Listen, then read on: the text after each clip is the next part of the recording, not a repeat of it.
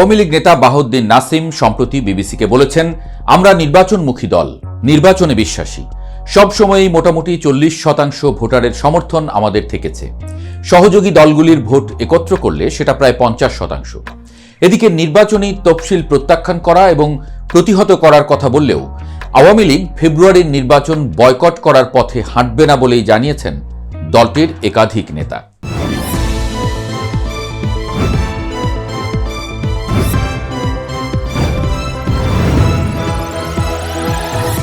তবে কি নির্বাচনে অংশ নিচ্ছে আওয়ামী লীগ? সেটা আপাতত না, কারণ আওয়ামী লীগের নিবন্ধনই স্থগিত রেখেছে নির্বাচন কমিশন। বাংলাদেশের রাজনীতিতে কোনো কিছুই সোজা পথে চলে না, বিশেষ করে ক্ষমতার পালাবদলের পর। সদ্য ঘোষিত নির্বাচনী তফসিল ঘোষণার পর দেশের পরিস্থিতি পাল্টে গেছে এক হাদির ঘটনাতেই। এ অবস্থায় আবারও অপারেশন ডেভিল হান্ট 2 পরিচালনার ঘোষণা এসেছে সরকারের পক্ষ থেকে। আওয়ামী লীগের বিরুদ্ধে অভিযানের দাবিও এসেছে। নির্বাচনের মাস দুয়েক আগে এমন অপারেশন পরিচালিত করলে ছন্নছাড়া আওয়ামী লীগ আরও বেকায়দায় পড়বে, সেটা আপাতত পরিষ্কার। একদিকে তফসিল ঘোষণার পর দলটির পক্ষ থেকে তফসিল প্রত্যাখ্যানের ঘোষণা এসেছে। দেশের জনগণের বৃহত্তম অংশের প্রতিনিধিত্বকারীদের বাইরে রেখে ঘোষিত নির্বাচনী তফসিল বাংলাদেশ আওয়ামী লীগ প্রত্যাখ্যান করছে, এই মর্মে তারা একটি বিবৃতিও দিয়েছে। ভারতে অবস্থানরত শীর্ষ নেতারা এই নির্বাচনকে একটি অসাংবিধানিক সরকারের অধীনে অবৈধ নির্বাচন হিসেবেও মন্তব্য করেছে। মনে রাখতে হবে, ক্ষমতাচ্যুত প্রধানমন্ত্রী শেখ হাসিনা সহ বহু শীর্ষ নেতা বর্তমানে দিল্লিতে অবস্থান করছেন, যাকে ভারতের পররাষ্ট্রমন্ত্রী এস জয়শঙ্করও তাদের ব্যক্তিগত সিদ্ধান্ত বলে মন্তব্য করেছেন। স্বাভাবিকভাবে প্রশ্ন উঠছে, আওয়ামী লীগ কি তবে এই নির্বাচন বয়কট করছে? কিন্তু এখানেই কাহিনীর মোচড়। দলটির একাধিক নেতার বক্তব্য থেকে স্পষ্ট বোঝা যাচ্ছে নির্বাচন বয়কটের পথে হাঁটতে চাইছে না আওয়ামী লীগ। তাদের মূল আপত্তি নির্বাচনের বৈধতা এবং নির্বাচনকালীন সরকারের চরিত্র নিয়ে। এমন কৌশল কেন আওয়ামী লীগের? আওয়ামী লীগের যুগ্ম সাধারণ সম্পাদক বাহাউদ্দিন নাসিম খোলাখুলি বলছেন, আমরা নির্বাচনমুখী দল, নির্বাচনে বিশ্বাসী। সবসময়ই মোটামুটি 40% ভোটারের সমর্থন আমাদের থেকেছে। সহযোগী দলগুলির ভোট একত্র করলে সেটা প্রায় 50%। এই বিপুল সংখ্যক সমর্থকের প্রতিনিধিত্বকারী একটি দলকে নির্বাচনের বাইরে রাখা হলে সেই নির্বাচন অর্থবহ হতে পারে না বলে তারা যুক্তি দেখাচ্ছেন। কিন্তু বাস্তবতাটা হলো, অধ্যাপক মোহাম্মদ ইউনূসের নেতৃত্বাধীন সরকার ক্ষমতা গ্রহণের পর প্রথমে দলটির কার্যক্রম নিষিদ্ধ করেছে এবং পরে নির্বাচন কমিশন গত মে মাসে আওয়ামী লীগের নিবন্ধন স্থগিত করেছে। ইসির সিনিয়র সচিব আখতার আহমেদ নিজেই এই তথ্য নিশ্চিত করেছেন। নিবন্ধন স্থগিত হওয়ায় আওয়ামী লীগের দলীয় ব্যানারে বা প্রতীকে কারও এই নির্বাচনে অংশ নেয়ার কোনো সুযোগ নেই। এদিকে দলটির সাধারণ সম্পাদক ওবায়দুল কাদের বিবিসি বাংলাকে স্পষ্ট জানিয়েছেন, এটা তো অসাংবিধানিক সরকারের অবৈধ নির্বাচন। এই নির্বাচনে অংশগ্রহণ করার কোনো সুযোগ আওয়ামী লীগের নেই। তাদের দাবি খুব পরিষ্কার, একটি নির্বাচনকালীন নিরপেক্ষ সরকারের অধীনে সুষ্ঠু ও অংশগ্রহণমূলক নির্বাচন আয়োজন করতে হবে। বলা হচ্ছে, তাদের এই দাবিটি শুধু দেশের ভেতরের রাজনৈতিক চাপ তৈরির জন্যই করা হচ্ছে না, উদ্দেশ্য আরও বড়। আর তা হল আন্তর্জাতিক মহলের কাছে এই নির্বাচনের গ্রহণযোগ্যতা নিয়ে প্রশ্ন তোলার জন্য একটি হাতিয়ার প্রস্তুত রাখা। বয়কট নয়, প্রতিহত করার কৌশল, পর্দার আড়ালের হিসাব। রাজনৈতিক কর্মকাণ্ড নিষিদ্ধ ও নিবন্ধন স্থগিত হওয়ার পরেও কেন আওয়ামী লীগ বয়কট শব্দটি এড়িয়ে যাচ্ছে? বিশ্লেষকরা বলছেন, এটি তাদের সুদূরপ্রসারী রাজনৈতিক কৌশলের অংশ। আওয়ামী লীগের দীর্ঘ রাজনৈতিক ইতিহাসে মাত্র 2টি নির্বাচন বাদে তারা সব জাতীয় নির্বাচনে অংশ নিয়েছে।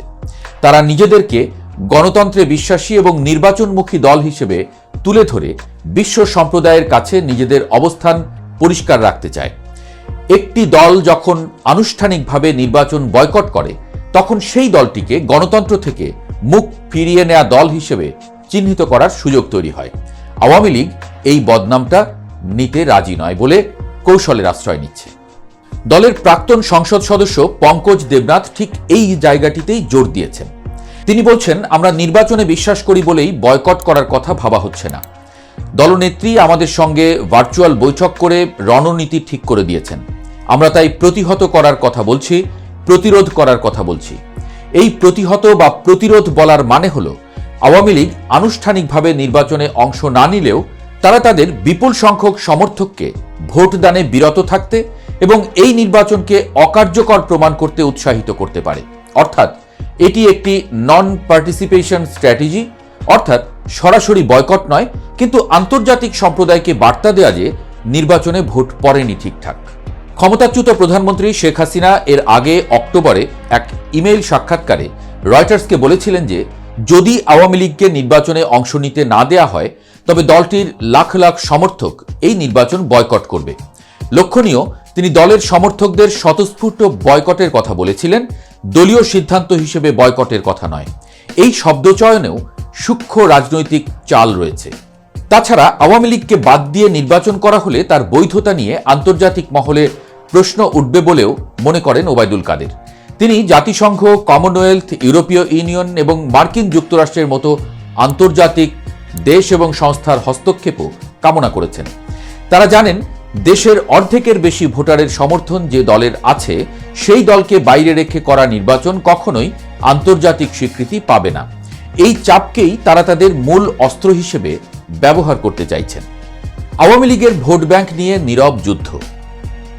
এদিকে আওয়ামী লীগ নির্বাচনে না থাকলেও তাদের যে একটি বিশাল ভোট ব্যাংক আছে তা নিয়ে অবশ্য বিরোধী পক্ষগুলোর মধ্যে জোর তৎপরতা দেখা যাচ্ছে। আওয়ামী লীগের 40 থেকে 50% সমর্থনের যে দাবি সেটা হয়তো বাড়িয়ে বলা হবে, তবে তাদের একটি শক্তিশালী জনভিত্তি যে আছে তা অনস্বীকার্য। বিএনপি নেতা সালাউদ্দিন আহমদ বলেছেন, একটি দল আওয়ামী লীগের ভোট পাওয়ার জন্য আওয়ামী লীগ সম্পর্কে কিছু বলে না। সেই দলটি যে জামায়াত সেটা নিয়ে অবশ্য সন্দেহ নেই কারো। বর্তমানে বাংলাদেশের বিভিন্ন দলের মাঠ পর্যায়ে নৌকার সমর্থক ভোটারদের আকৃষ্ট করার চেষ্টা চলছে। এজন্য স্থানীয় পর্যায়ে নৌকা সমর্থকদের নিরাপত্তার আশ্বাস, মামলা বা হয়রানি থেকে রক্ষার প্রতিশ্রুতি এসব দেয়া হচ্ছে। আওয়ামী লীগের ভোট ব্যাংককে নিজেদের দিকে টানতে জামায়াত এবং বিএনপি নেতাদের বক্তব্য সামাজিক যোগাযোগ মাধ্যমে আলোচনায় এসেছে। ব্রিটিশ সাংবাদিক ডেভিড বার্গম্যানও এক বিশ্লেষণে ইঙ্গিত দিয়েছেন যে আওয়ামী লীগ ভোটারদের একাংশ জামায়াতে ইসলামীর দিকে ঝুঁকতে পারে। বোঝা যাচ্ছে ফেব্রুয়ারির নির্বাচনে আসল প্রতিযোগিতা হবে আওয়ামী লীগের এই বিশাল ভোট শেয়ারকে কে কতটা নিজেদের দিকে টানতে পারে তা নিয়ে। এই নীরব যুদ্ধই নির্বাচনের ফলাফল নির্ধারণে বড় ভূমিকা রাখবে এমনটা ভাবা হচ্ছে। সব মিলিয়ে আওয়ামী লীগের বর্তমান অবস্থান একটি স্পষ্ট রাজনৈতিক বার্তা দিচ্ছে। তারা নির্বাচনকে বৈধতা দিতে চান না, তাই তফসিল প্রত্যাখ্যান করছেন। কিন্তু একই সাথে গণতন্ত্রে বিশ্বাসী একটি দল হিসেবে তারা নির্বাচনের প্রক্রিয়া থেকে নিজেদের পুরোপুরি বিচ্ছিন্ন করতে চাইছেন না, তাই বয়কটের পথেও হাঁটছেন না। তাদের আশা এই চাপ এবং আন্তর্জাতিক সম্প্রদায়ের হস্তক্ষেপে সরকার নিরপেক্ষ নির্বাচনের দাবি মানতে বাধ্য হবে, ইনক্লুসিভ নির্বাচনের দাবি মানতে বাধ্য হবে। তবে 12 ফেব্রুয়ারির নির্বাচনে যে আওয়ামী লীগের অংশগ্রহণ ছাড়াই একতরফা হচ্ছে সেই বাস্তবতা আপাতত স্পষ্ট হলেও নির্বাচনে না থেকেও যে নির্বাচনে থাকছে আওয়ামী লীগ সেটা পুরোটা পরিষ্কার।